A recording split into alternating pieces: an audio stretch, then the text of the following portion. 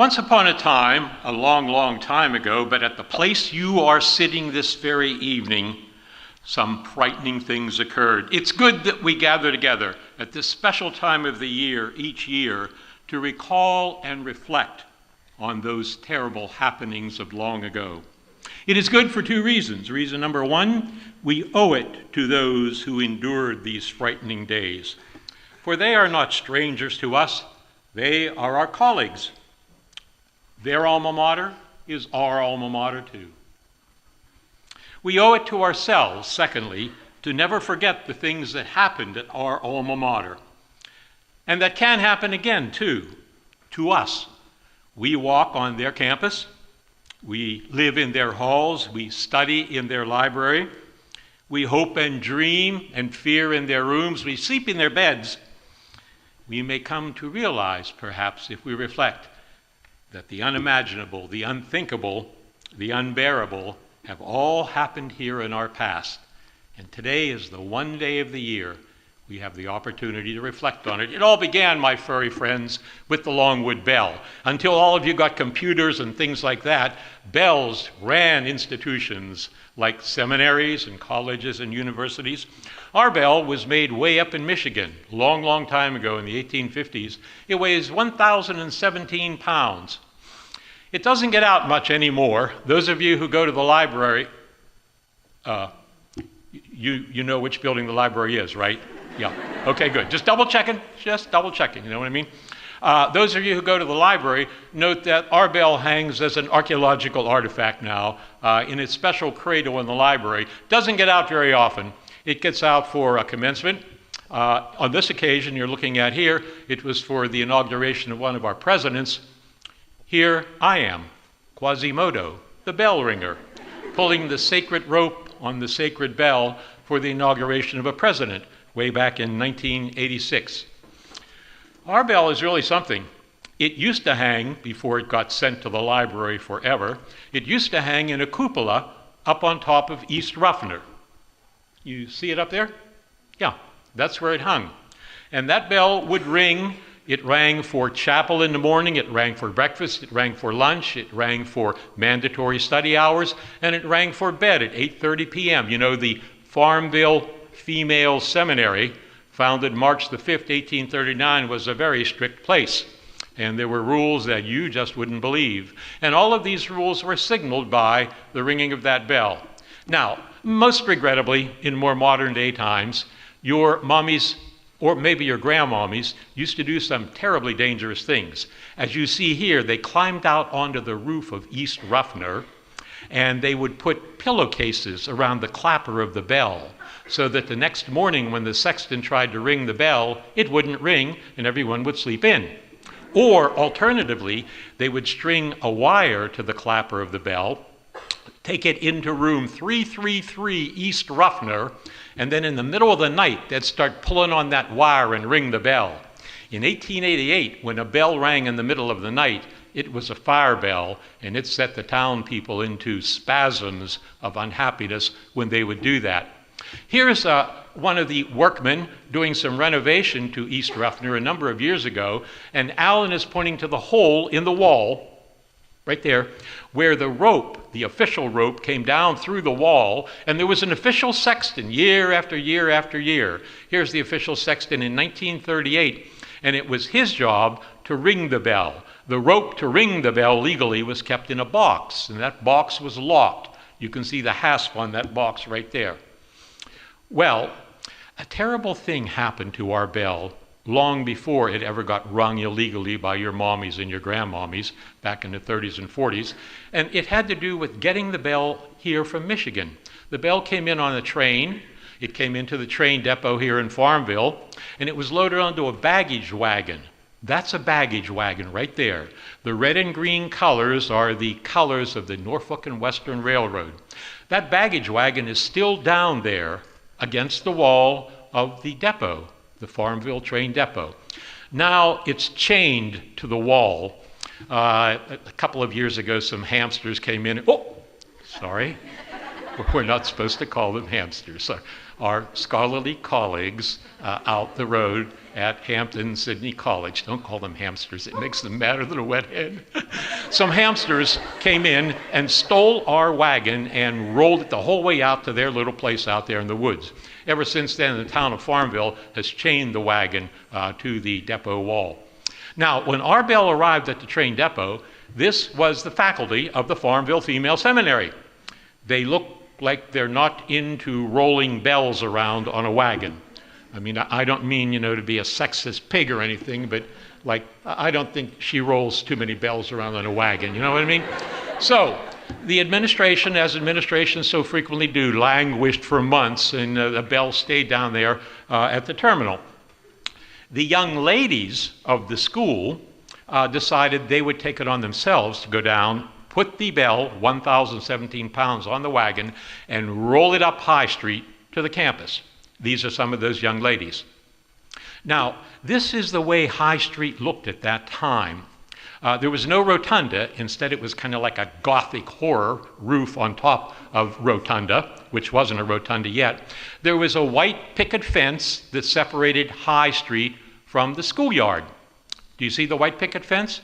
Now, High Street wasn't paved until relatively recently, and so in order to keep the young ladies from dragging their long dresses in the dust of the summer or the mud of the winter, large granite stones, looking rather like tombstones, were placed across High Street.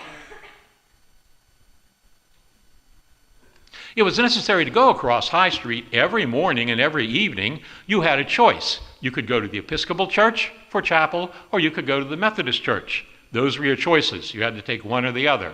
Either way, you would step from one of those stepping stones to another, and in that way you kept your white dress up off the dirt or the mud. Regrettably, the young ladies pushing the bell on the wagon hooked one of the wagon wheels on one of those stepping stones. Maybe it was that one right there. At any rate, the bell slid off the wagon and it landed right on one of the students. Here you see the young ladies going across the street in more modern day times in the 1960s. Looks like they've taken up the chapel service in the Episcopal Church. Well, that girl who was pushing the wagon, she never went to a chapel service again, because 1,017 pounds of bronze falling on you does really terrible things. A number of years ago, when they were doing some work out on High Street, they found where they had hastily buried this girl. The administration likes to keep things quiet. You don't want word getting around that bells are falling on students. It's bad publicity. You can see here that she was clearly a female based on physiognomy. And you can see that her guts were smashed flatter than a pancake as a result of this terrible accident. It was the beginning of a number of terrible accidents at Longwood. Hey, you know something? Our patron saint, we're one of the relatively few colleges and universities in the United States blessed with a patron saint, St. Joan of Arc. St. Joan, born on the Feast of the Epiphany, January the 6th, 1412. There was a bell named after Joan of Arc. It was during World War II, and there was a great bell cast in France called St. Joan's Bell.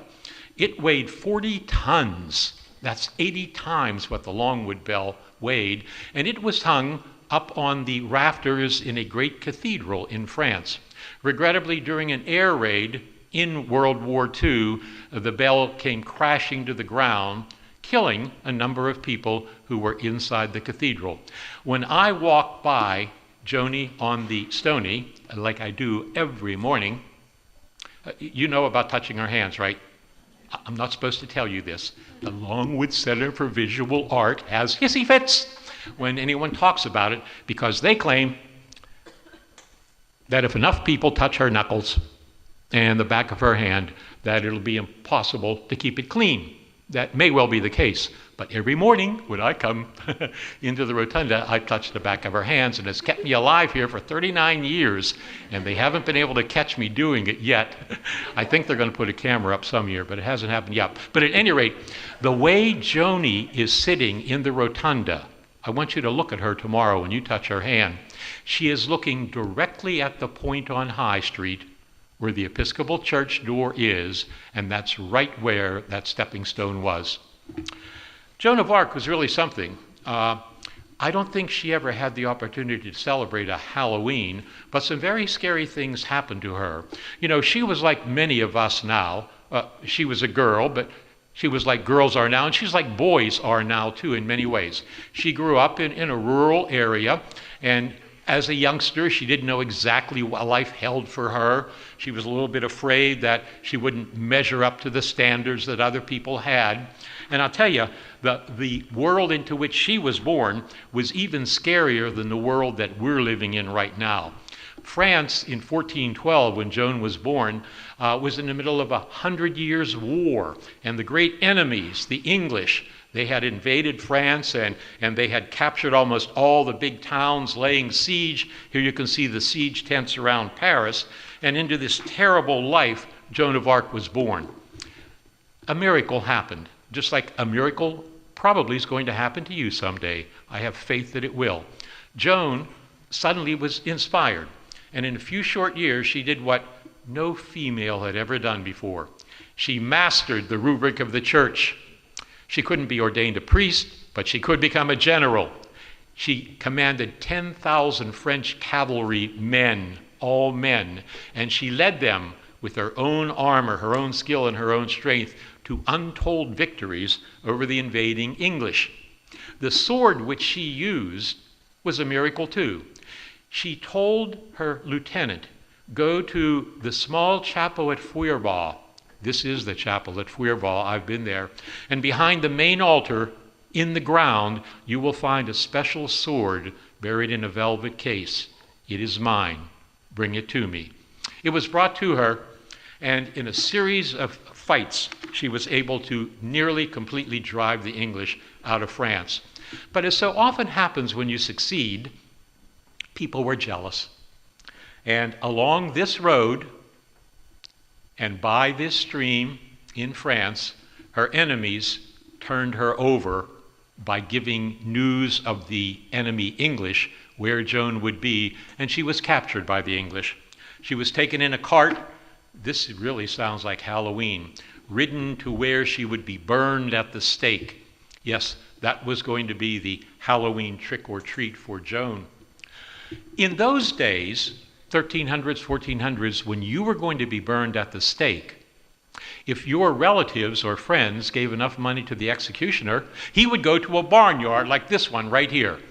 And what he would do would be to gather up wood that had been soaking in mud puddles that cattle and sheep and horses and donkeys and fowl had been urinating in. That urine-soaked wood would then be taken back and used as the wood around the stake at which you were going to be burned. That wood was your salvation. I hope that you have some friends and relatives who will do this for you with the executioner, because the wood, as it heats up in the fire, it begins to give off cyanuric acid. The urea in animals' urine turns into cyanide, and that cyanide catches on the smoke that comes up from the wood, and before you ever find out you're burning alive, you suffocate to death. In the case of our Joan, this was not allowed to be done. The executioner was not allowed to get urine-soaked wood, and Joan was burned at the stake alive. I want to read an eyewitness account of what it was like. As the flames climbed higher and higher, Joan could be heard commending her soul to God and calling on angels and archangels to be with her at the last minute. And then the great greasy black smoke with the sounds of popping bones was heard by the crowd. I mean, talk about trick or treat. People at this time thought that watching someone getting burned at the stake was a spectator sport, and they knew exactly when the long bones of the body. Yeah, I'll tell you what. Grab your femur bone. No, you don't know which one it is, right? It's this one. It's a big one in your leg here. Grab your femur bone. See what I mean? Yeah, either one, right or left. Go ahead, grab it. Don't grab the femur bone of the person next to you. That's illegal. I don't want anyone grabbing anyone else's femur. See what I mean? Okay, grab your own. Okay, now, It's going to take about 10 minutes at 500 degrees centigrade on your skin, on your leg, for the marrow in that femur bone to start boiling. When it does, it will explode, and it'll blow the marrow and bone fragments and the hair on your leg and the skin on your leg and blood and gristle all over the place. You could probably test this out tomorrow evening at Halloween if you wanted to. And I wouldn't do it on your own femur bone. That would be most unkempt. But you could get a friend's femur bone, or you could, you could go down to Food Lion and get a chicken. A dead chicken, don't get a live chicken. It wouldn't take nearly that long to explode the chicken's femur bone, but what you'll get in your nostrils is that sweet, lovely smell of burning flesh. Excuse me. Got excited there for a minute. Well, at any rate, now, according to legends and traditions at the time, shortly after Joan's execution, an unusual thing happened. The executioner ordered that all the embers be pulled away when the flames had died down, so that everyone in the crowd could see that Jeanne d'Arc, the original Lancer, had been killed in the fire. When they did that, it was discovered that Jeanne's heart had not been burned, much to the shock of the executioner. He ordered that a great quantity of oil and sulfur be poured onto the fire, and that all the embers and even a new load of dry wood be placed around the heart once more. The fire burned all the rest of that night and throughout the next day. And the next morning, in the darkness before dawn, the ashes and whatever remained of our heroine were gathered up secretly in a blanket and thrown into a river, so that no one would remember her life. And 2 white doves flew out from the ashes. Well, it didn't work, because we remember Joan, we remember the horror, and we remember the wonderfulness. We had a war too. I'll never forget the night, man. April 6th, 1865. Not more than 7 miles from where we're sitting. There wasn't a Jarman auditorium here then. Dr. Jarman, did you put the rose up there? Are you sure? Because if you didn't, I ain't kidding you not. I'm coming tonight after you. What is your name? Taylor. Good. Okay. That's enough, because I have friends who are able to track you down just by your first name.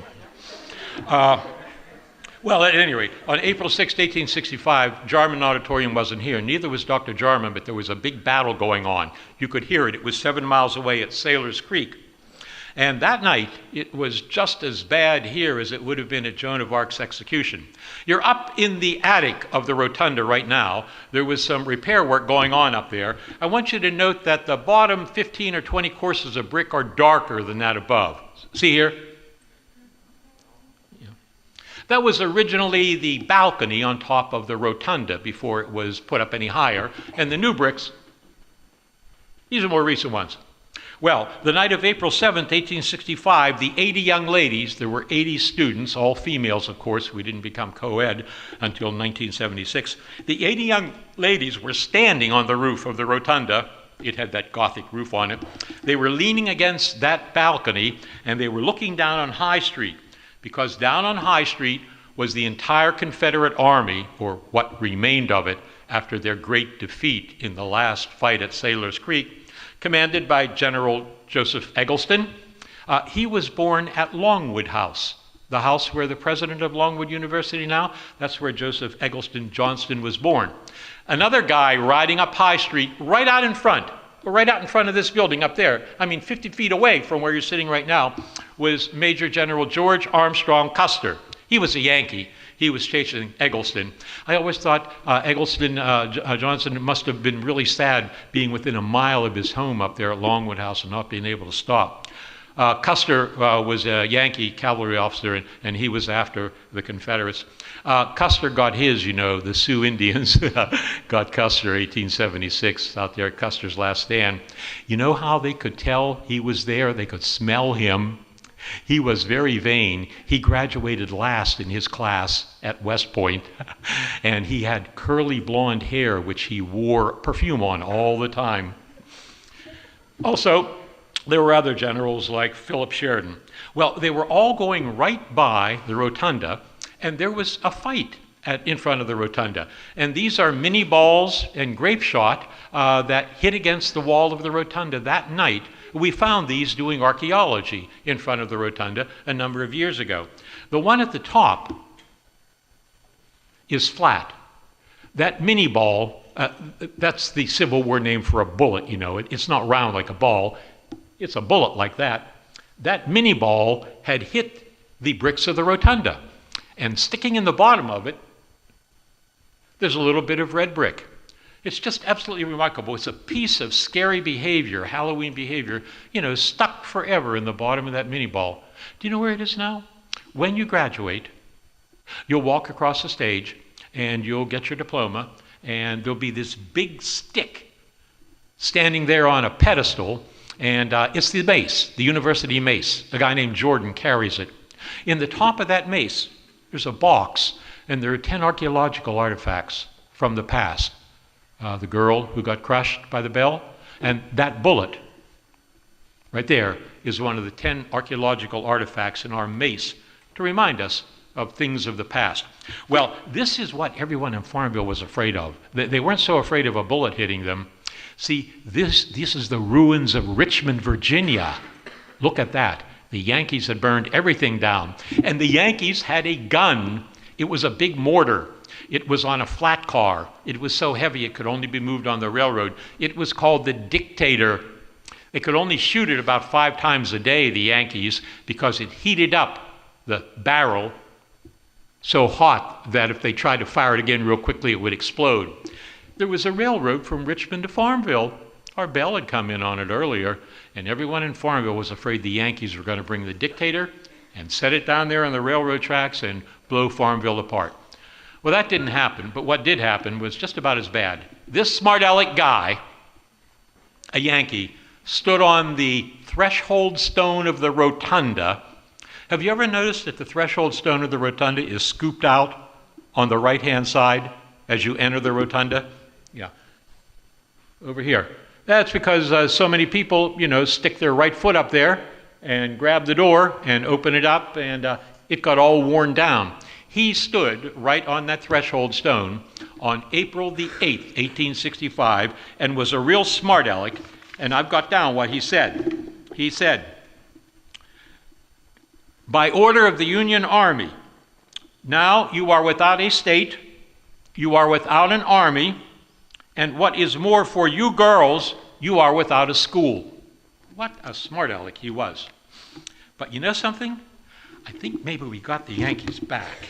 I think we did. Okay, now, you got to pay close attention.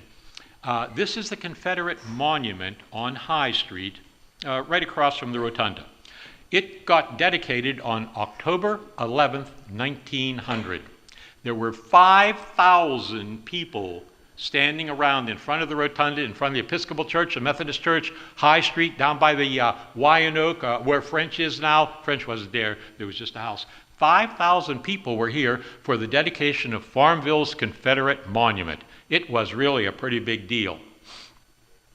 Across the street from the Confederate monument, dedicated October 11th, 1900, is East Ruffner and a bunch of other buildings and so on. Here, I took this picture. They were doing some repair work on East Ruffner.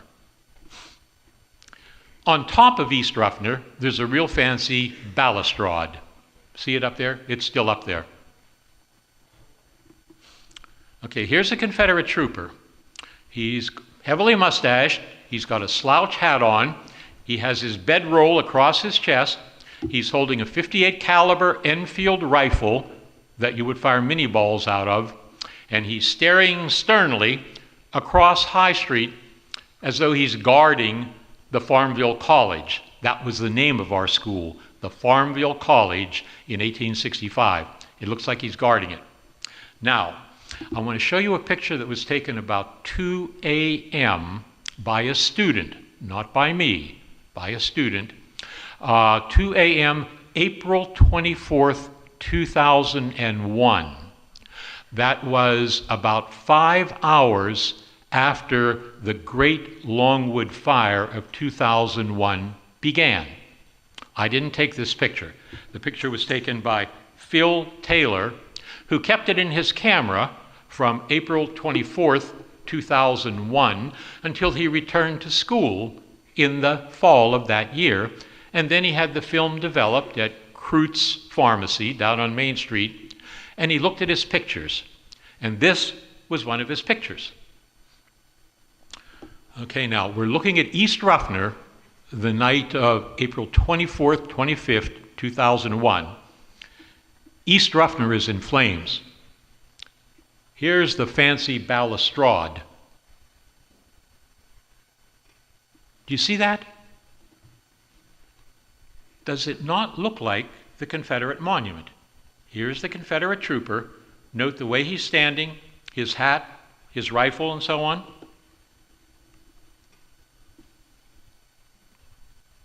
That looks like his hat. Looks like his rifle. Looks like him in flames. Looks like he's fired off his rifle. You can see the powder coming out of it. It is quite a remarkable photograph. A student of folklore, E.B. Taylor, has featured it in one of his volumes about the folklore of Farmville and Longwood College. That's what it was called, the night that this picture was taken, Longwood College. I just think it's remarkable. If you're looking for something that is truly supra-normal, that could be it right there. Hey, inside the rotunda, since 1914, Joni has been sitting. Joni on the Stony. When she looked out of the rotunda in 1914, that's what she would see, the Methodist Church across the street, and right beside the Methodist Church is a real nice Victorian gingerbread house. They tore it down a long, long time ago. If she looked the other way, to the left of the Methodist Church, there's the Methodist Church. She looked over here, she saw two more big gingerbread houses. They sat right where the parking lot for the admissions office is now. Right where there's a little park called Bicentennial Park. Yeah, that Victorian house sat right there. Okay, when I came here in 1978, there was a hole in the ground where the admissions office parking lot is now. That's the hole. It was all overgrown with thorns. There was no admissions office parking lot. And the hole went down about 5 feet, and then it was filled up with dirt and bricks. The workers from physical plant had done that because students were risking their lives by climbing down into that hole. You could only go down in about 4 or 5 feet. One Christmas, shortly after I got here, Joni got to wobbling around on her Stony. So while all of you were gone at Christmas time, Joni got carried upstairs, and they brought in a little ditch witch, a backhoe, into the first floor of the rotunda, and where Joni used to sit, they took the floor up, and they dug out the dirt underneath the floor, and they stabilized it, and then they put the floor back and put Joni back. You understand what I mean? So they're digging underneath the rotunda. Right underneath the stairs where that girl in 1952 would have been walking up with her luggage to go to the second floor of the rotunda. Underneath the rotunda, going out under the sidewalk, underneath High Street, and over to that hole by the gingerbread house in the parking lot of the admissions office, ran a tunnel. This is part of it. The tunnel is falling apart.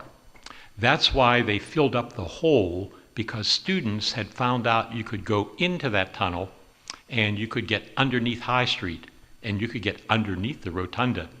And the administration was not interested in having students killed doing that. This, I think, is the origin of all those stories that you hear about Chi tunnels on campus. You know, you can figure out exactly where they are, too, I'll tell you. Wait for the first snowfall and get up early in the morning before there's a lot of tracking of puppy dogs and students around, and look for the place where the snow is first melting. Those are where the Chi tunnels are. Longwood House. Our president lives there.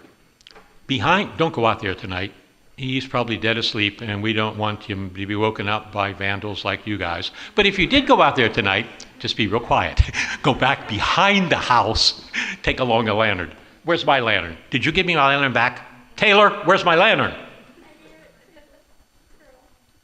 You gave my lantern away? That's my lantern. Before you leave tonight, I want to... Okay, yeah. Okay, if any of you are... Sorry, I didn't mean to jump on you. If any of you are going out to Longwood House tonight, and I'm not recommending it, if you get your little butt caught, my name is not Jordan, you never saw me. I'll deny it. I'll deny it. But you could take my lantern if you wanted to. And behind the president's house, there is a natural dell. It's like a little valley. That's where we used to have May Queen Court. You know, Oktoberfest was last weekend. Well, Oktoberfest has only been here since the 1960s. Before that, there was a thing called circus, and way back in the 1880s, before there was circus, there was a great celebration called May Day Festival. Oktoberfest is at the beginning of the year, but May Day Festival, the original Oktoberfest, was at the end of the year. And May Day Festival was held out there in that natural dell. It went on for a long time.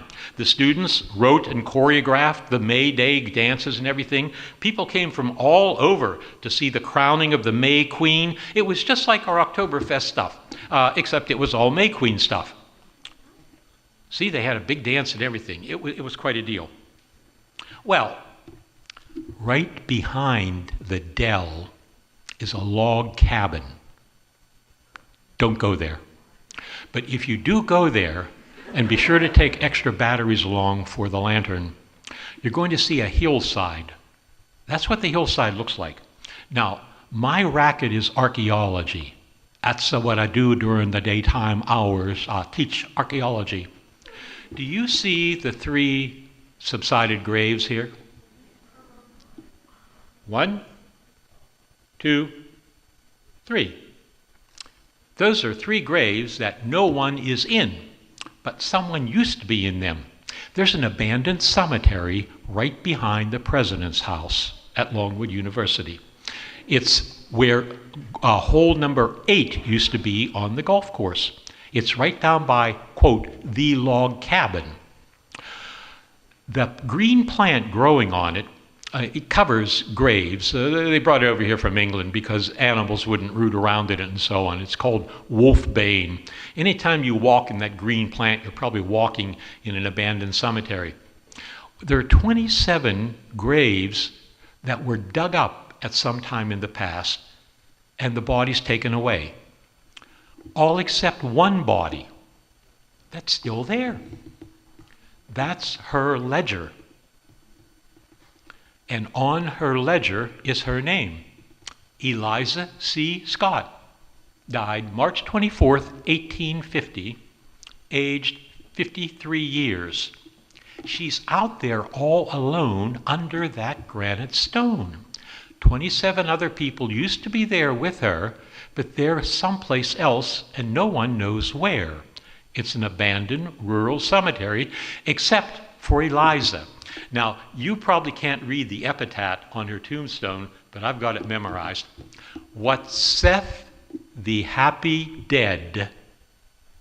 Hey, you know, when you stop to think about it for just a minute, you're going to be dead a hell of a lot longer than you're going to be alive. Have you ever thought about that? Like tonight, when you're getting ready to go to sleep and you're trying to think about something. You know what I mean? Think about that. You're going to be dead many, many times longer than the whole length of your life. So give some thought, you know what I mean, to where you want to be for that long period of time. Do you want to be in a vase on a mantle someplace?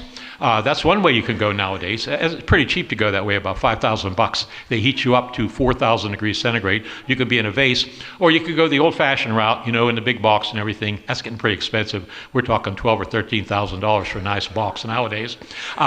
If you live in California, they'll bury you under a tree and locate the tree by a GPS, you know what I mean, and the roots will eat up your guts and everything like that. Also, you can be launched into outer space now if you have a whole lot of money. Additionally, you can be frozen in liquid nitrogen upside down, but that's very expensive too. So, I mean, I don't know what you're going to decide tonight, but give some thought to it. Otherwise, you could end up stolen out of the grave like those 27 people were. But not Eliza. What saith the happy dead? She bids me bear my load, with patient steps proceed, and follow her to God. She was glad to be dead. A reporter for the local newspaper, Marge Swain, did a great deal of research when she first looked at this ledger and was struck by the fact that the poor girl is out there all alone. Eliza, there was something unusual about her. She was what would be called 150 years ago an odd child. Apparently she lived in the attic of Longwood House all her life. So I guess she was pretty happy to be dead. And you know what she died of? She died of what they called consumption. We call it tuberculosis now. It's very contagious, and they knew that in 1853, and they knew it later on too. And I think Eliza is still out there because whoever took away those other 27 people were afraid to take her away for fear they would catch what she had. Do you understand what I mean? Sort of like the great fear that in recent years people have of AIDS or Zika or things like that. Hey, I did a little counting the other day. Listen to this. In Farmville, there are 10,700 townies. At Longwood, there are about 4,600 scholars. So that's, roughly about 15,000 people who are alive in this neck of the woods. If you go back to 1798, when Farmville was founded, there have been roughly about 60,000 people alive in this neck of the woods, counting Farmville Female Academy students and townies and hamsters and everyone else. There are two cemeteries, Westview and Oddfellows. In those two cemeteries, there are 1,900 burials.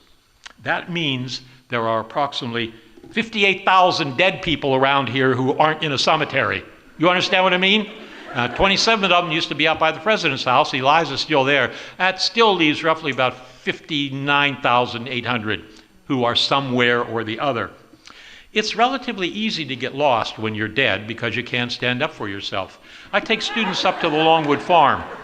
Up at the Longwood farm, we take a little field trip. We go to the Washington family burial ground. That Washington, George Washington, all his kinfolks are buried inside a real nice bricked-in area. It's a wonderful place to be buried. They all have nice tombstones. They probably got there in a first-class hearse like this. That's a beauty, isn't it? But here's something interesting. See, the archaeologists nowadays, they got all this fancy gear and they can figure out what's under the ground without digging it up. This is a ground-penetrating radar map showing the brick wall at the Washington family burial ground. See the brick wall?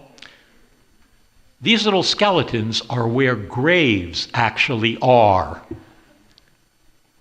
There are some Washingtonians buried inside there. But look over here. There are a couple of people outside the wall. Up here, a couple of people outside the wall. Here's a real kicker. When you as a flatland tourist go there, thousands of people do every day in the summertime, you walk right in through the gate. You walked right on this poor guy's belly and his face. He's right under the sidewalk. See what I mean? So what I think you should do is give some thought tonight before you go to sleep about where you want to be. Every once in a while, though, even if you pay a lot of money, things go wrong.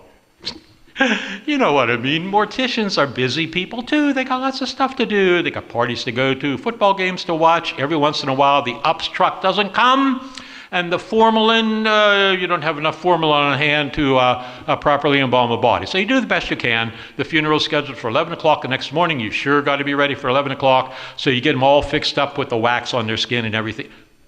I shouldn't mention this. I shouldn't. I'm going to do it anyway. What the heck? Do you know how, if you go with a $14,000 in the mortuary funeral, do you know how they keep your eyes from flapping open at an inopportune time? Like when your Aunt Emma is hanging over you and says, "Oh, he looks so good." You know, if you don't have enough formalin in you, your eyelids can cramp. You know how you get a cramp in bed at night and your leg gets all curled up?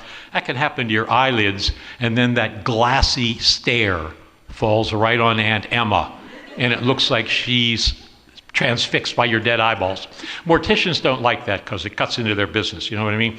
So what they do, and I'm not kidding you none, you can go to the library, you know where it is, check out the book, The American Funeral by Leroy Bowman. That's where I read it. They have this little thing, it's about the size of a dime. One side is smooth and slightly curved. The other side is slightly curved, to the same degree of curve as your eyeball is, and there are little wee prickly spikes sticking out of it. Small little ones. In the back room, they get your eyes open, they put that over your eyeball. It fits up against it because it's nicely curved with the spikes out. Then they pull your eyelid way out and stick it down on the spikes. And that way you can't accidentally open your eyes when you're dead and in the coffin. I shouldn't have told you that, but I did anyway. But here's something else. If they didn't get the obstruct in and the formalin isn't properly mixed, what happens is they bury you and you look good, everything is fine. But do you know that every once in a while they dig dead people up? It happens relatively frequently. Here in Farmville at Westview Cemetery, about once a month or so, a court order is given, a licensed funeral director must be present, and the town laborers working in the middle of the night at about 2 or 3 a.m. so that no one is distressed by this action. They take the tombstone off and they dig the dirt off and they pull the coffin up and they remove the bolts and they open it up. The reason people do this is because sometimes people decide the jewelry which was buried with Grandma, we want it back. You understand what I mean? Or Grandma has the family Bible or something like that. Or sometimes people want to put something in with Grandma that she wanted and they didn't do it when she was buried. This happens more frequently than you would think. And every once in a while, when that forklift picks up the coffin, it swings around like that, and you can hear swishing inside it. The body has turned into what's called body liquor. You're not preserved. What you are now is hair and clothing floating on a mass of what looks like maple syrup. Body liquor, it's called. This is a grave that has been subjected to that body liquor, and in fact, the body erupted nearly out of the grave. That's something to think about. Okay, here you go. Where we are here is right where the round fountain is. Have you ever been to the round fountain? We're right by the round fountain. The year is 1891. Ooh, look at the dangerous. Sitting up there in those big open windows, they could fall out and get hurt. Okay, what we got here is a little mystery. This is right where the round fountain is. Now, I want to show you, this is kind of boring, but it's okay. This is a list of lots that are underneath the campus of Longwood University now. The writing is really old-fashioned. It names the person who owned the lot and the lot number and how much it was sold for to the college. You see what I mean? Yeah. Well, there's one lot that's really of interest. It's that one right there. There's no dollar amount over there. See what I mean? Now, I know you can't see it, and you probably still can't see it, but what it says is, not sold, being the family burying ground. That's lot number 123, and it was never sold to the college. The college just oozed around it and took it over. You understand what I mean? Now, it would be nice to know where lot number 123 is. Here is a plat from the olden days. I'll give you an idea here. Here's High Street. What used to be Pine Street is now Brock Commons. Do you understand that? I'll show you right where the new big gate is that was built for the vice presidential debate. Right there is the big new gate. Can you picture it? This is a rotunda. It's sitting on 4 lots. You see it? This is the administration building, Lancaster. It's sitting on 4 lots. It's a Heiner building. If you happen to work in business and economics school, you're under these 4 lots right here. See what I mean? This is where the Cunninghams used to be before they were torn down. This is where the Cunninghams used to be. And there's lot 123, not sold, the family burying ground. Okay, here's an aerial view so you can see it a little bit better. Let's see, where in the world are we? Here we are. We're in Jarman Auditorium. Here's the rotunda. Here's administration building. Here, see, before they tore Cunningham's down, right underneath the front of Cunningham's, before they tore it down, is lot number 123, and an unknown number of Cunninghams are buried under where the Cunningham dormitories are. They're still there as far as we know. Now, this is Brock Commons. That's the Heiner building. That's the Coiner building. And before they tore the Cunninghams down, there was a hillside here. See the hillside? And there's a sidewalk by it. Now, if you look at just the right angle, can you see all those ripples right there? Yeah. They're still there.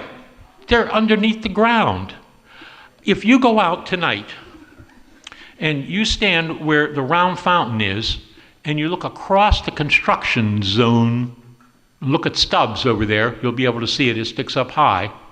Right inside, 10 feet inside that blue construction fence is right where they are. They're still there, the bodies. I kept an eye on it the whole time this summer when they were doing the grading, and they didn't turn up any bones as far as I know, but you can see the grave shafts there just as plain as day. It'll be interesting. What is the new building they're putting up there? I keep forgetting. It's the Student Union, right?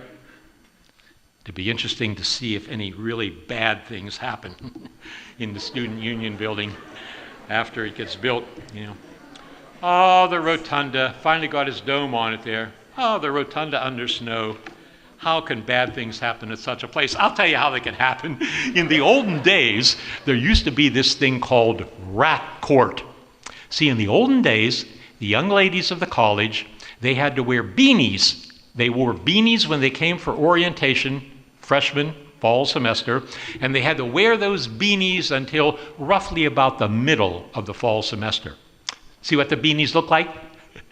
Now, if someone stole your beanie and it was an upper class girl, or even worse, a townie boy or a hamster, then you were in big trouble. If you were a freshman and you had to wear a beanie and someone stole your beanie, then you had to report to rat court.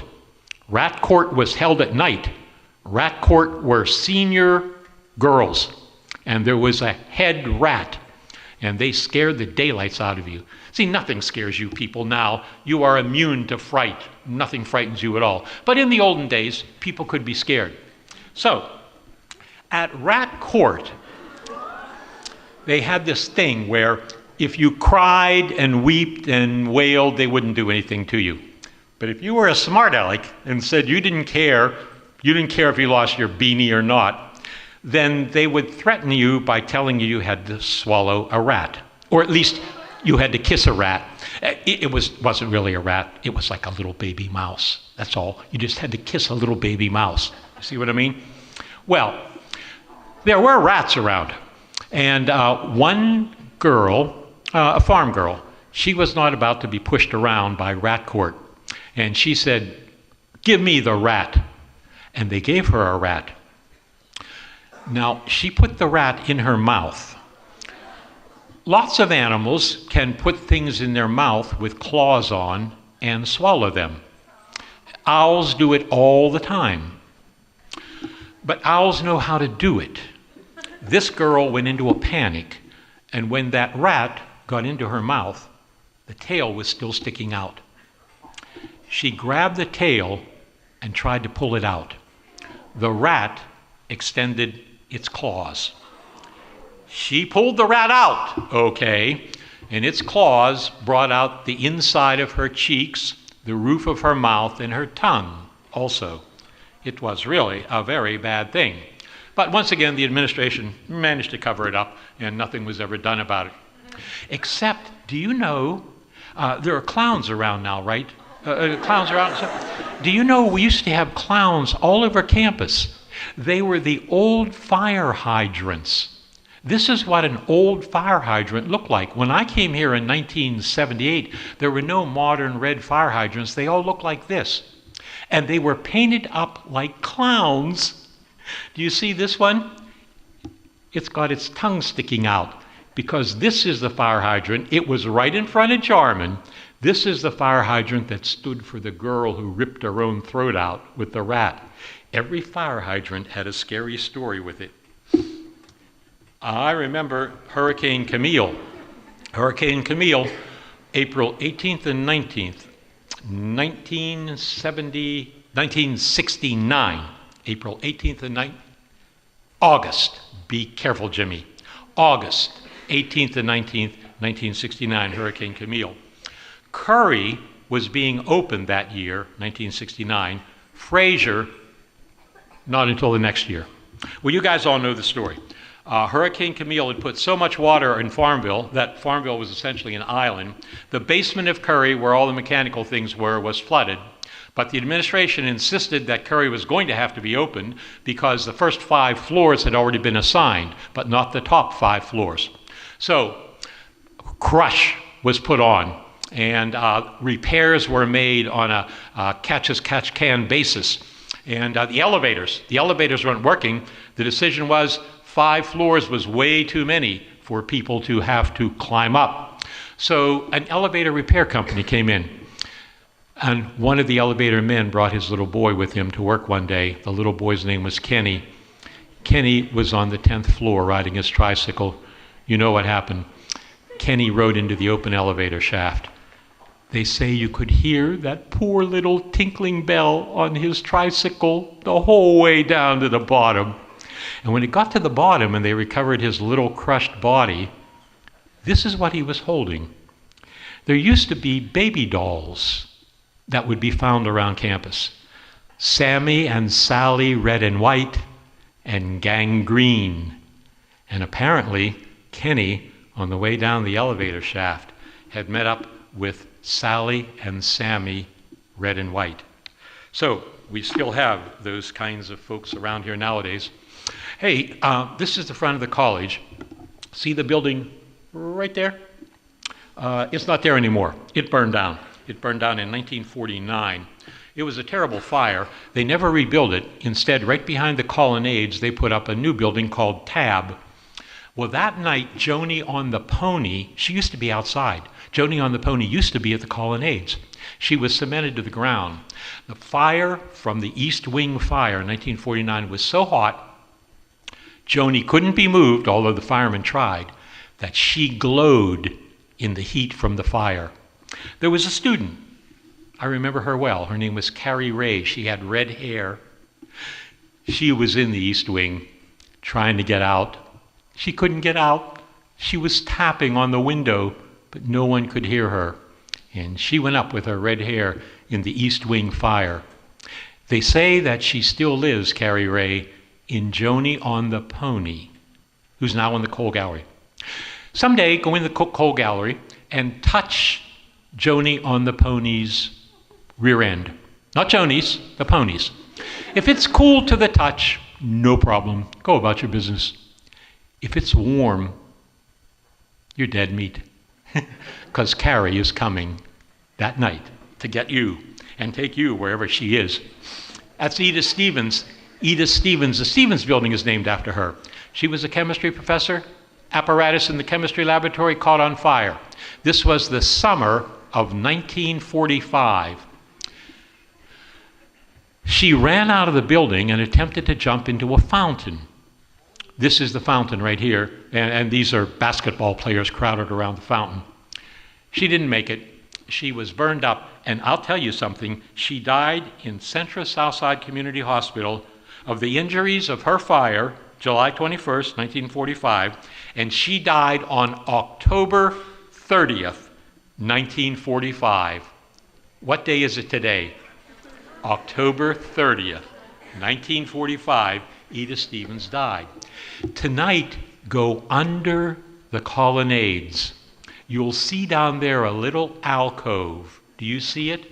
And in the alcove, there's a monument to Edith Stevens. When that gets covered up by the evergreens, as it sometimes does, Edith Stevens appears as a ball of fire in the fan over the windows of the Stevens building. I dare you to check it out tonight. Here's another fire. This is 1923. This is right out beside the old dining hall.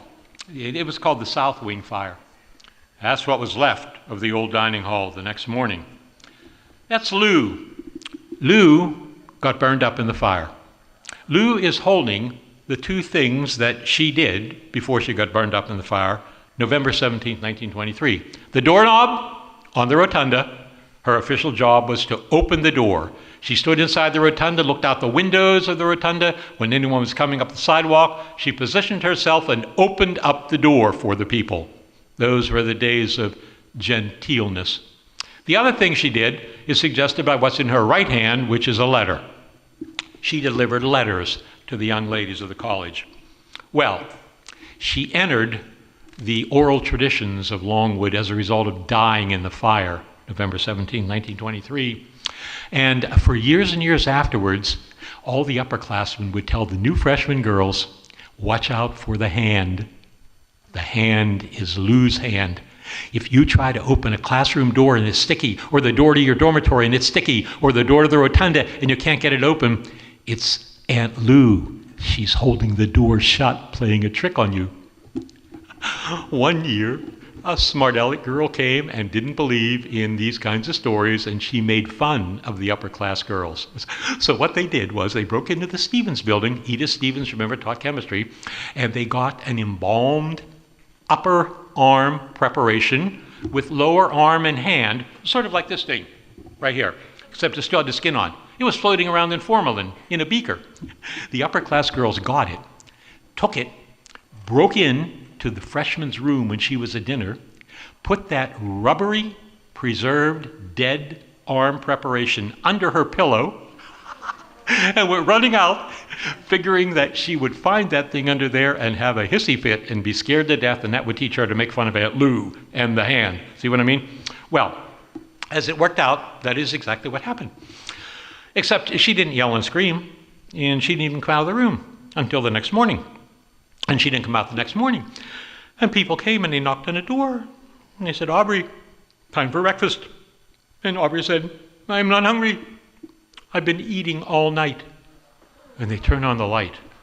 And she was sitting on the edge of her bed. And she had that rubberized dead hand. Fucking all like that. She was sucking on it. She'd been doing that all night. Well, that wasn't very nice. And what actually happened was, have you ever heard these situations where your hair turns white overnight? Her hair turned white overnight. And she lost her mind. They sent her to Western State Psychiatric Hospital over in Stanton, Virginia. It's still there. And they said that for years afterwards, you could go over and visit her. She would sit on the porch rocking back and forth.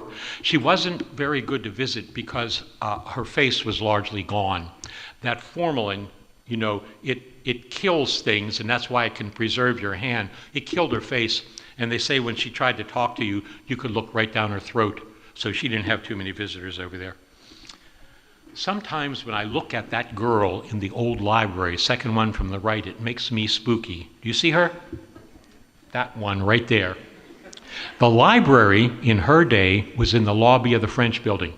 French building, see it right there? Built in 1923. And the faculty used to have meetings in the lobby. It used to be the library.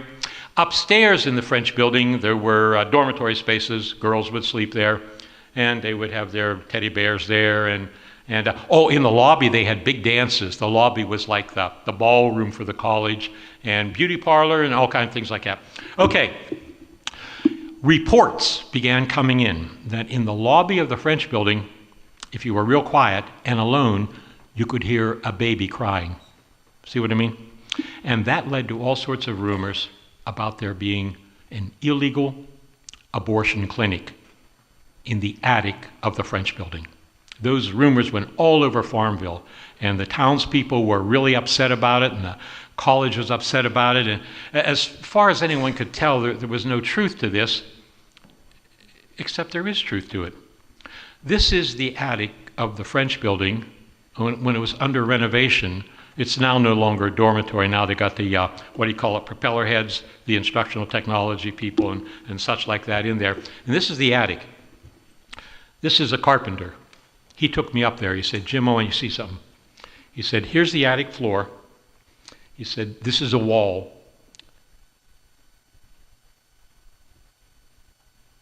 He said, "There was a small chamber built into the attic with no window in it."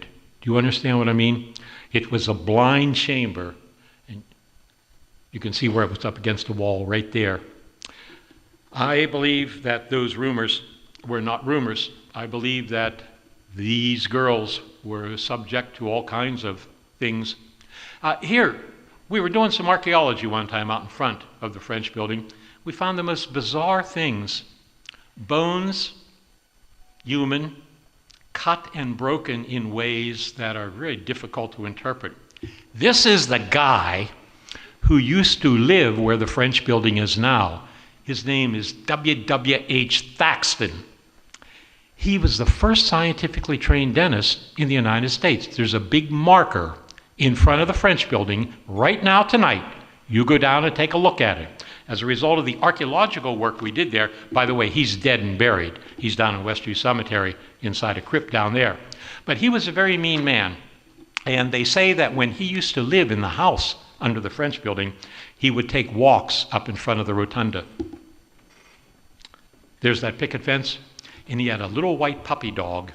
And one time the little white puppy dog stuck his head through the pickets in the picket fence, and Dr. Thaxton ripped his little head off. Ain't that something really mean? Oh, it was a time of beauty and joy, loveliness, and Stanley Park. That's what they used to call Lancer Park. Did you ever know that? Lancer Park has been renamed. It was originally called Stanley Park, and up there where Lancer Park is now, there was a big spooky house. That big spooky house had log cabins around it. I can remember it in 1978. There's the Reverend Mr. Stanley. The Reverend Mr. Stanley was a minister of the Methodist Church, and he established a little competing girls' school to the Farmville Female Seminary up on top of the hill where Lancer Park is now. He was a very strange man, and he laced the food of the young ladies at his school with medicine, and it made them fall asleep. And then he would do to them, in the darkness of their room, very bad things. We don't even want to think about what he did. He got chased away, and Dr. Jarman came. Thank goodness for Dr. Jarman. He's one of the nicer people around here. There's the front of the building. Taylor put a red rose on his seat, second row in the balcony, because Dr. Jarman, who lived in what's now the Alumni House on High Street, loved roses, and he loved that seat. There used to be an organ. It came up out of the floor right where I'm standing here. Things were different in the olden days. If you go over behind the admissions office parking lot, where the Chi Tunnel is, you'll see that little white building still there. It was a school building for Dr. Jarman's children. And Dr. Jarman, for a while, lived in the house directly across the street from where we are here. That's why he deserves a rose. He used to pronounce the name G-I-R-L, that word Goyles, and he was always very careful to take care of his Goyles. He is the one who put the rotunda on our rotunda. This is kind of spooky. Here are a couple hamsters sitting at the base of the rotunda steps, checking their watch, waiting for the dates to come down. Hey, this is even scarier. This is the first class of male students at Longwood in 1978. Do they look dorky or what? Look at the white socks on this dude here. Okay, so at any rate, Joni sits down there and watches all these dorky guys. You know what I mean? And right up above her, there's beautiful paintings. Well, one time at Christmas, when you all were gone, they took the paintings down, sent them to Philadelphia to be restored. Look what was behind the paintings on the ceiling of the rotunda. Now, I might be making this up, but check me.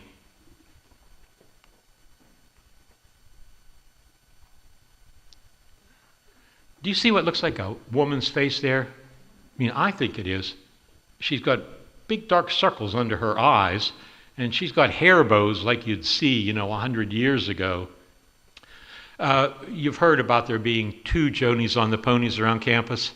The one is there in case another accident happens, like happened in the rotunda when the girl launched herself off the 3rd floor and managed to impale herself on Joni. I'll tell you, though, the scariest thing that I can ever remember at Longwood is this. 24/25, 2001, the Great Longwood Fire. That's the rotunda. That's Granger. This is my office in West Ruffner, right there. 181 firefighters, 3.2 million gallons of water, 27 hours, 11 alarms. It was one of the biggest fires in Central Virginia. This sounds morbid, but as soon as the fire was out, we sought permission to do archaeological excavation underneath all those buildings, Main Ruffner, East Ruffner, West Ruffner, Granger, East Wing, and the rotunda, to see what was down there. And we got permission to do it for a whole summer. And what we found are true remains of the past. Inkwells, broken bottles. A lot of the broken bottles we found were gin bottles. Now, I don't know who in the world had gin bottles on campus, but someone did. Pottery of various sorts.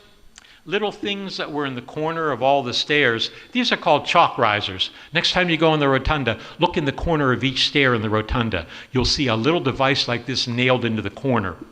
That's what was making the baby sounds, I think, because those things start wiggling around and they can make baby sounds. We found thimbles. This is scary. This was a brooch. And this brooch had been repaired 5 times. And then someone lost it. How would you like to have gone home in 1893 and told your mom, "You remember Grandmommy's brooch? Well, I lost it. I can't find it." And we found it in 2001, but it was too late then. And baby dolls. I'd give anything to know the secrets that were whispered in that little porcelain baby doll ears. And bullets.